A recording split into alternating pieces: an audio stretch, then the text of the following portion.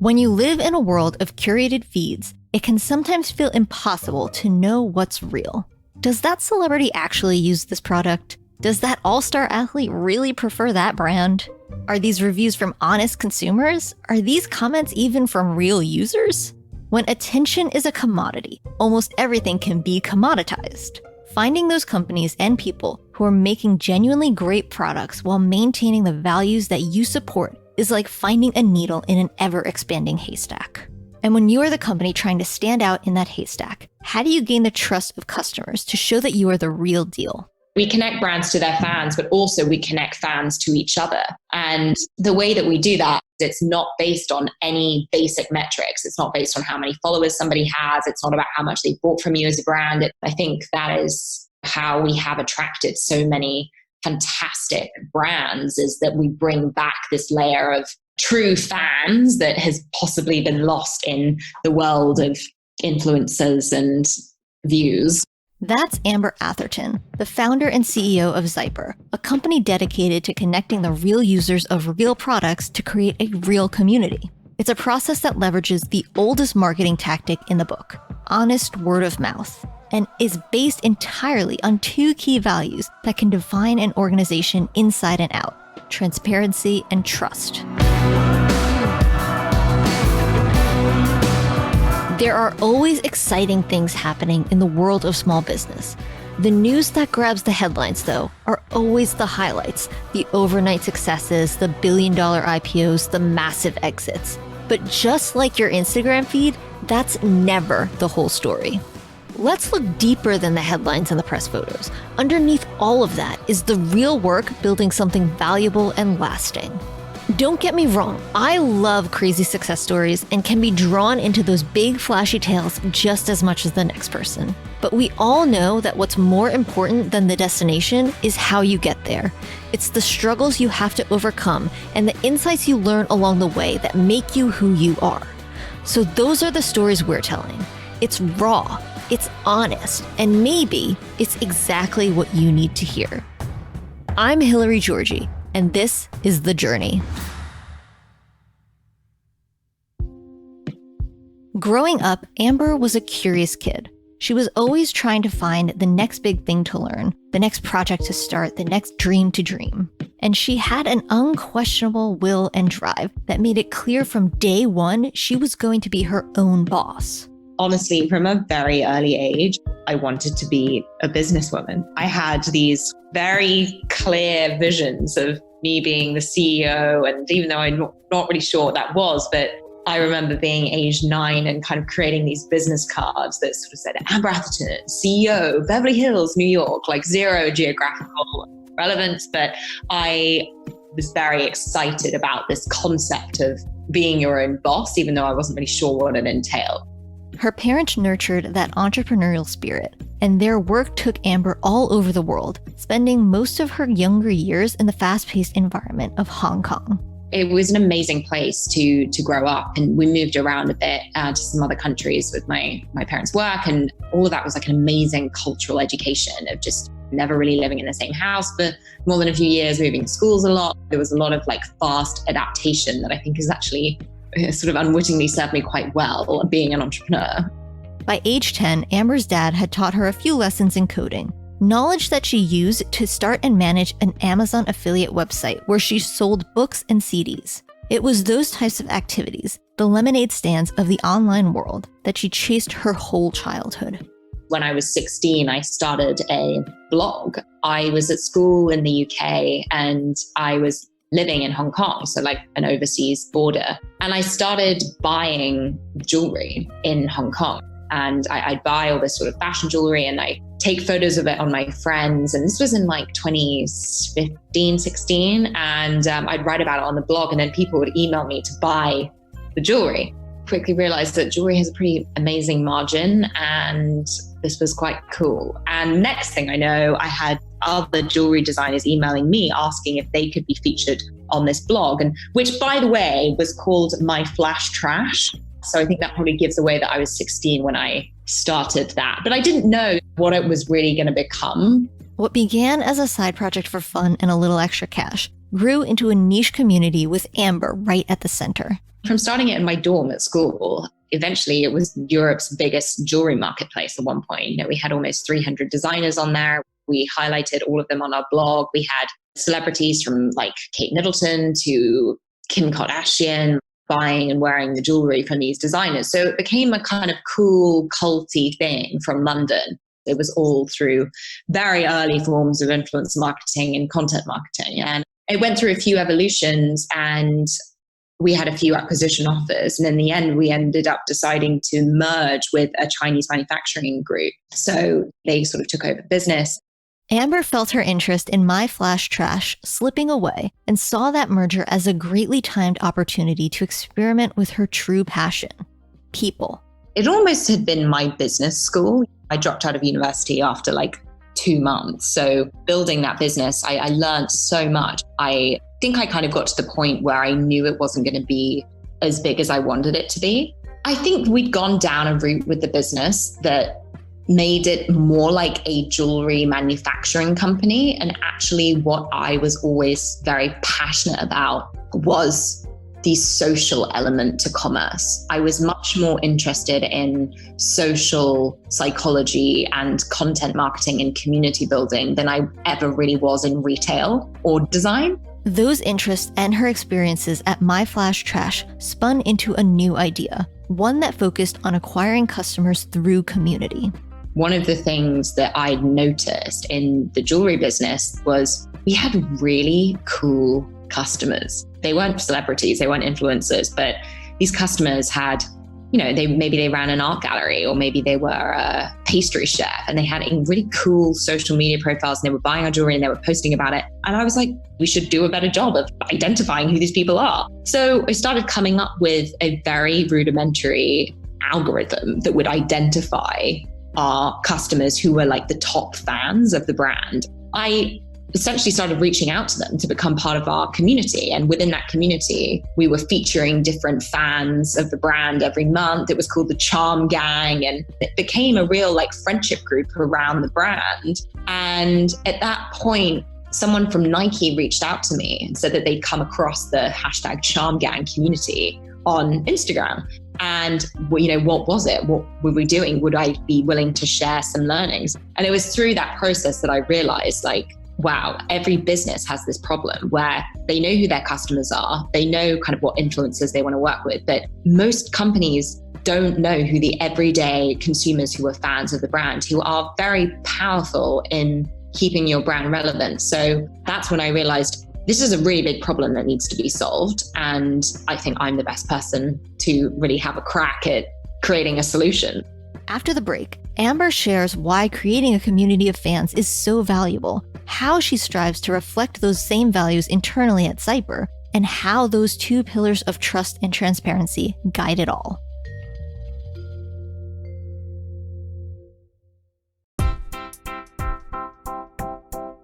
As part of Salesforce's continued commitment to small businesses, they've recently announced Salesforce Care for Small Business, a combination of free products to help during the COVID-19 crisis.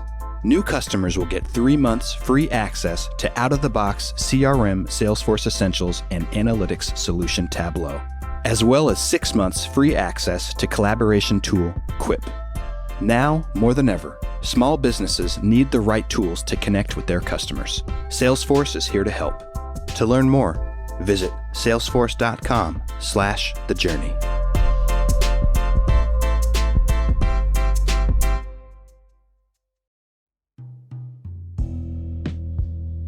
Inspiration had struck, and Amber was ready to get started on her new idea. She applied for the startup accelerator Y Combinator in California and was accepted. It wasn't her first big move, but it was the first big jump into her new company. I moved to Palo Alto, lived in the garage for 4 months, and we built, the core infrastructure that is still what Zyper runs on today. The accelerator program allowed her to build a foundation for the technology behind Zyper and a strong proof of concept. But the company was still hurting for one key ingredient: culture. I definitely made some mistakes early on with not being thoughtful enough around how you hire and train people. When you're in growth mode as a startup, or when you're going through those early phases of like taking something from an idea to product market fit and to just building something that people want, you don't really have a lot of time to think about culture. And I think that after we got to the point of having raised and closed the Series A and really needed to focus on building a team and what we cared about, that's when I did a really culture exercise. And I think the advice that I would give there is bring your earliest team members, the 1 or 2 people that you have had in the room since day one, and just sit around to have a coffee and just talk about what are the traits that you admire within each other. And we did that exercise and some really interesting things came out. That formed what we then made into as a kind of tongue-in-cheek joke, like the tricep flex, which is a kind of Victorian exercise poster that we have all over the office. And it stands for trust, respect, initiative, curiosity, execution, and pace. And these were all the values that we admired in each other and that we needed as a company. And now, whenever anyone is interviewing to join the team, we sort of score people based on the tricep flex. The tricep flex is more than just a combination of corporate buzzwords. They were values Amber wanted herself and her team members to embody. We didn't want to just have this poster up on the wall that said another acronym, but every Friday now when we do demos, we have a shout out form so people can shout people out in the team for displaying any one of those tricep values. So it's a great moment to say, oh, Lulu was really curious this week, or Richard really executed well. But Amber recognizes that no one wants to work with a staff of clones. You want people that live up to your company values, but in their own unique ways. You can't build an empire by yourself with just your own hands. You need to bring in intimidatingly brilliant people who have different skill sets and can complement your style of working. There are definitely similarities in the team that we all have a lot of these tricep attributes. I think that diversity is key in a business. Shared values and a diverse team have been critical in building Zyper's culture, but Amber's guiding principles for leadership are based on 2 key components. So this is actually in Mark Benioff's book. In his Trailblazer book, he said a sentence or said a quote that it really resonated with me, that trust and transparency are 2 sides of the same coin. And I think that's a really powerful quote to lead with and to share with the rest of your team, that trust is so critical to building a great company. And it's very difficult to know how you actually gain trust. And that's why I thought that such a great point that it is transparency. It is the other side of the coin. And if you can transparently communicate and keep people abreast of, what's happening, then you do build trust. And that trust and transparency goes beyond just Zyper's internal culture. It's the leading philosophy for Amber's business model. 83% of people trust a friend's referral more than any other form of advertising. So being able to tap into your true fans and their network is invaluable for building really sustainable customer acquisition. We're at a very exciting time in terms of what's happening in the community space, in that Facebook had a monopoly on community, I think, for a long time, but really that is being decentralized now. There are so many new platforms popping up where people feel like a greater sense of trust and privacy, and it's fascinating to see that alongside influence being democratized. Any single normal customer can collaborate with brands, can create great content with free editing apps. And I'm so excited about the role that Zyper can play in building that technology layer between brands and their fans. Amber believes that we're at the beginning of a fundamental shift in advertising and social networks. We're beginning to see that brands can grow beyond their products and create communities where like-minded people can connect. And Zyper's point of view in this is that brands have this fantastic opportunity to be the vehicle for that new social network. They are a shared passion and interest for many customers. And it's not just Tom's Shoes being a great product that people like, but it's the values that Tom's Shoes stands for. And I think that's what's exciting in our approach, is that it's not just the brand and working with the brand, but it's all of the things that the brand encompasses. What are the brand's values, and the fact that their customers actually share those values, and being able to create a space where they can come together with the brand and, share ideas and meet other fans is really exciting. The road to Zyper has been a windy one, but Amber finally feels like she's found the project she is truly passionate about. And for other entrepreneurs still working hard to find their footing, Amber has some advice. Don't let that fire go out, because you need to nurture it and grow it, because, you are capable of greatness. And that's what I would want to encourage to any person who is listening to this, is don't underestimate what you are truly capable of creating. I think there is joy in the struggle of building and scaling and making a company that has an impact on culture and a place in history. My idea of success is the constant growing and, continuously evolving and improving. Success isn't stationary, and neither is customer acquisition. As a business, you are constantly fighting to win over and keep your customers, to be the signal in endless noise.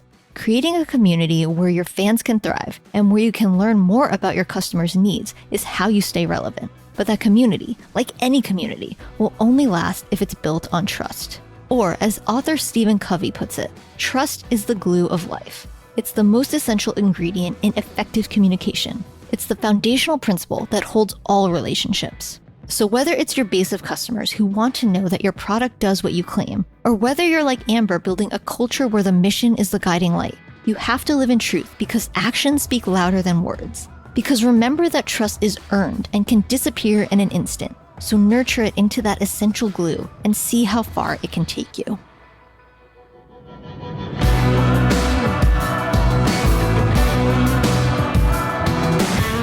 Today's uncertain business climate makes it critical to stay in touch with your customers and employees. That's why Salesforce recently announced Salesforce Care for Small Business, a combination of free products to help businesses during the COVID-19 crisis.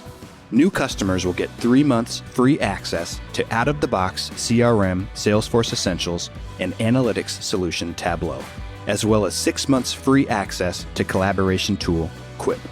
Salesforce is here to help you stay connected. To learn more, visit salesforce.com/thejourney.